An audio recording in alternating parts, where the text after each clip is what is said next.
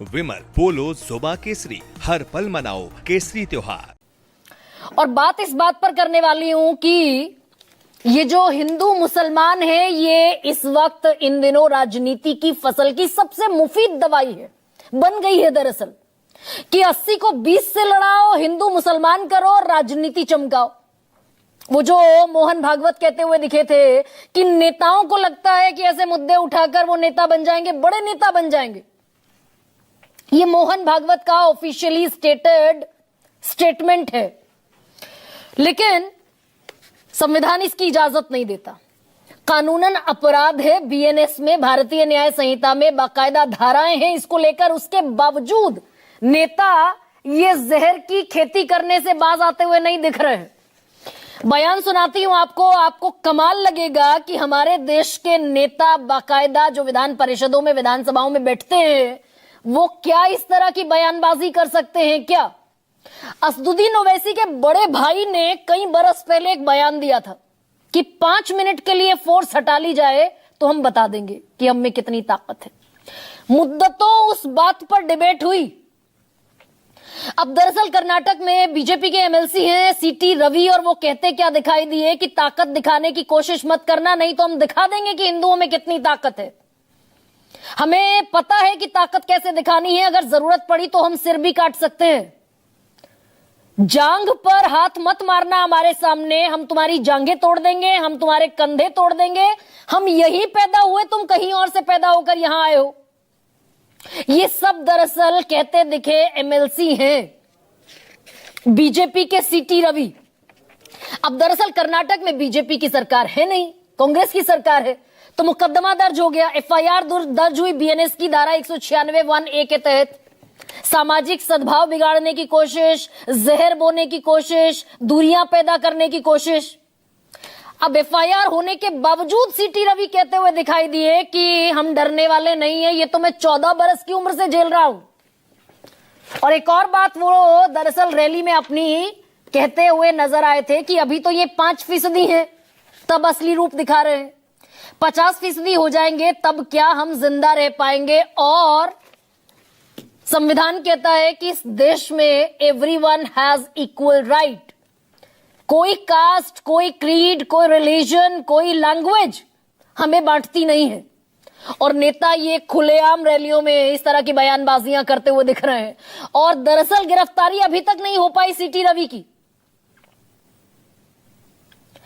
आज एक और इसमें चिंगारी भड़काई गई बेगूसराय जिले में। बिहार में चुनाव भी है। बेगूसराय जिले में केंद्रीय मंत्री, जिन्होंने जब शपथ ली थी, जब केंद्रीय मंत्री बने थे संविधान की, कि उनके समक्ष जो भी मुद्दा आएगा वो बगैर द्वेष के और बगैर अनुराग के उस मुद्दे को सुलटाएंगे। वो आज क्या कहते दिखे कि हमने नल दिया, जल दिया, बिजली दी, आयुष्मान योजना दी, गैस का चूल्हा दिया, 5 किलो अनाज दिया, पीएम आवास दिया। अब अपनी भाषा में वो जो बिहार की का डायलेक्ट है उसमें कहते दिखे, जेकरा तो मदद करे छो, अगर बेईमान हो जाए तो नमक हराम ना कहो हो। जिसकी हमने मदद की उसने अगर हमें मदद नहीं की, वो बेईमान हो गया, तो उसे नमक हराम कहा जाएगा ना। दरअसल पूरी मुसलमान कौम को नमक हराम कहते हुए दिखाई दिए गिरिराज सिंह। मौलवी साहब से पूछा था, ये एक सुनाई उन्होंने दरअसल कहानी कि हमने मौलवी साहब से पूछा, मोदी जी को वोट दिया है? मौलवी साहब बोले दिया है।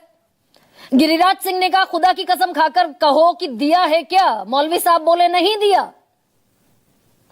तो गिरिराज सिंह कहते दिखाई दिए कि तुम मस्जिदों से फतवे जारी करो, हम मंदिरों से हुंकार भरते हुए नजर आएंगे। अब ये संवैधानिक पद पर बैठे हुए केंद्रीय मंत्री, प्रधानमंत्री नरेंद्र मोदी की कैबिनेट का बड़ा चेहरा खुलकर हिंदू मुसलमान करते हुए दिख रहे हैं।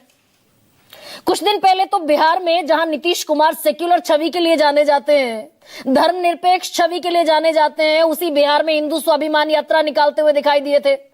और जेडीयू बड़ी मुश्किल से अपना कोना बचाने की, पल्ला बचाने की कोशिश कर रही थी, क्योंकि जेडीयू दरअसल इस हिंदू मुसलमान की राजनीति का विक्टिम बनी हुई है, शिकार बनी हुई है। और बावजूद इसके नीतीश कुमार खामोश हैं। और विक्टिम कैसे बनी हुई है कि जेडीयू दरअसल एक वक्त पर जितने मुसलमान प्रत्याशी खड़े करती थी, ज्यादातर जीत कर आ जाते थे। पिछले 3 चुनावों में जेडीयू ने जितने मुस्लिम प्रत्याशी खड़े किए सब हार गए। वोट नहीं दिया जेडीयू के मुस्लिम प्रत्याशियों को बिहार में लोगों ने कि भाई ये तो सांप्रदायिक ताकतों के साथ खड़े हुए हैं। आज अनुराग ठाकुर का एक और बयान आया। अनुराग ठाकुर ने कहा कि एमके स्टालिन कुछ दिन पहले वोटर अधिकार यात्रा में शामिल हुए थे। और मैं गिरिराज सिंह का एक और बयान जरा आप कोट कर दूं आपके सामने। इन सारे चेहरों पर जिम्मेदारी है इस देश के सेक्युलर फैब्रिक को बनाए रखने की। गिरिराज सिंह कहते दिखे थे बिहार के भीतर कि अगर किसी मुसलमान ने एक थप्पड़ हमको मारा तो हम इकट्ठा होकर 100 थप्पड़ मारेंगे मुसलमान को। आज अनुराग ठाकुर ने कहा कि एमके स्टालिन तमिलनाडु के मुख्यमंत्री आरजेडी और कांग्रेस के मंच पर कैसे नजर आ गए। न वो राम को मानते, भगवान राम को, न राम सेतु को मानते, न सनातन को मानते। सनातन को डेंगू, मलेरिया और जाने कैसे कैसे विशेषणों से नवाज देते हैं। उनको आरजेडी और कांग्रेस मंच देती हुई दिखाई दी। अब ये बात दरअसल जायज है। उदयनिधि स्टालिन, एमके स्टालिन के बेटे सनातन को डेंगू, मलेरिया कहते हुए दिखेंगे। क्यों कहेंगे भाई? किसने अधिकार दिया उदयनिधि स्टालिन को किसी एक धर्म को इस तरीके से टारगेट करना?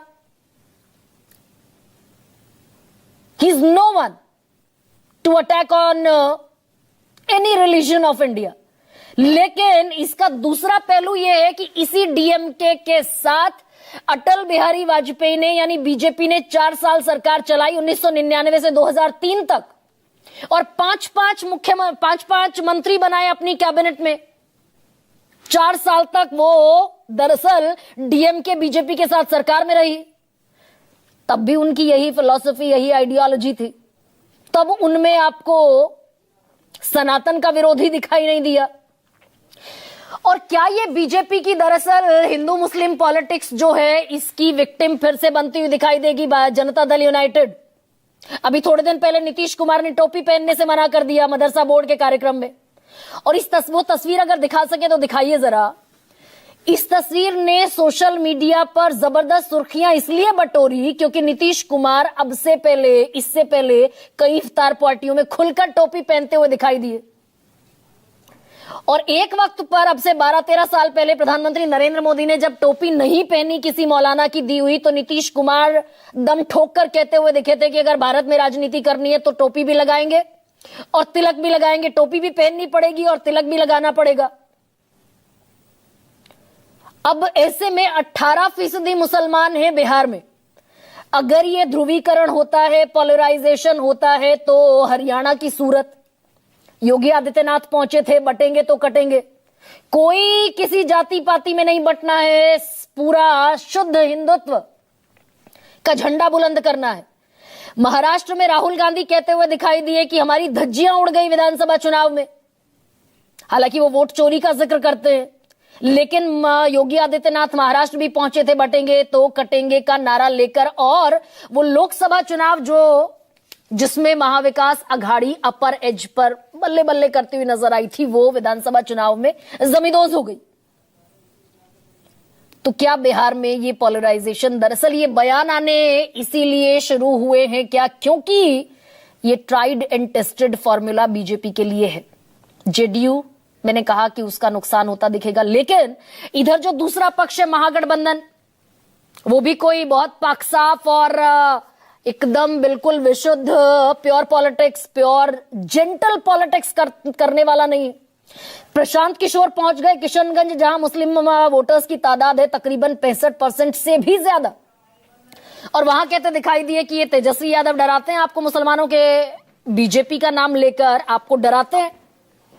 तय आपको करना है। आप तो कहते हैं आप अल्लाह के अलावा किसी से नहीं डरते। तो आप लालटेन में सिर्फ केरोसिन तेल बनकर रह जाएंगे क्या? वो भी आरजेडी की मुस्लिम पॉलिटिक्स पर तंज करते हुए दिखे। मैं बयान आपको सुनाती हूं आज दरअसल कितना हिंदू मुसलमान का जहर बोया गया है।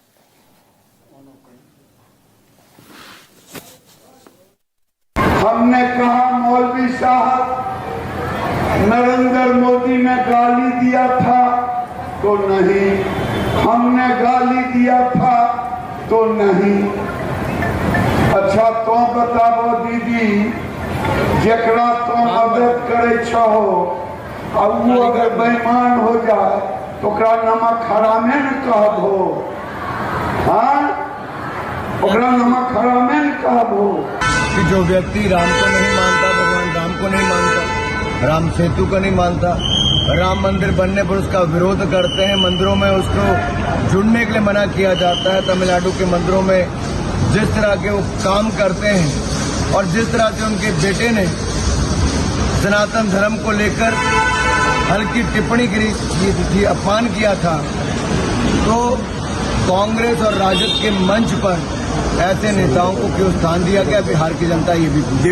जब चुनाव आता है तभी केंद्रीय मंत्री आदरणीय गिरिराज बाबू को मंदिर और मस्जिद याद आता है। ये चुनाव में हार निश्चित देखकर ये बौखलाहट है भाजपा का, इसलिए केंद्रीय मंत्री इस तरह का बयान दे रहे हैं कि नफरत की बहार बिहार को नहीं है स्वीकार। अब ऐसे में आज का सबसे बड़ा सवाल आपके सामने रखती हूं। वोट नहीं तो कहेंगे नमक हराम, बिहार चुनाव में करेंगे फिर हिंदू मुसलमान।